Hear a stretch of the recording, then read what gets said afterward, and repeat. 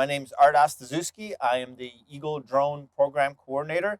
I'm also an Environmental Quality Specialist with the Materials Management Division in the Hazardous Waste Section.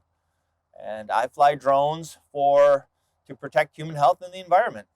So I've been sampling all sorts of media, land, water, air, for the last 30 years. And it's much more convenient, safer from an employee perspective to actually sample or take a picture with a drone than it is to try to trudge through a tire pile or through a landfill. It makes my job safer, but it also gives better information, better perspective from an aerial view, and that helps us make better management decisions.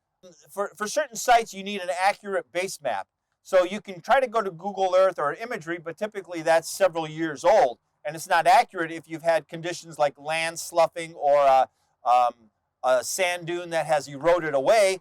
Your aerial pictures of that site are not accurate. So we use drones to create very accurate same day or next day maps of the current situation. That's one of the things we do. While we started off with pictures and video, it's now moving to actually getting real-time contaminant assessment in the field. And if you can consider like stack testing, instead of sending people up, we'll be able to take that sample right with the drone and apply that to three-dimensional modeling. Same thing with water sampling for WRD. Instead of having to launch a boat to take just a simple surface sample out on a lake, we can take a drone and collect that sample that way.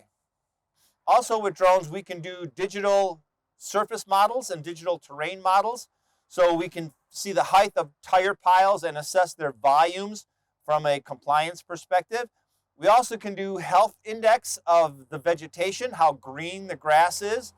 We have several drones that use thermal imagery to look at potential seeps, to kind of look at if we know there's contaminants in groundwater that are potentially seeping into a surface water body, we can identify where to sample where that water is entering the lake based on the thermal temperature differences.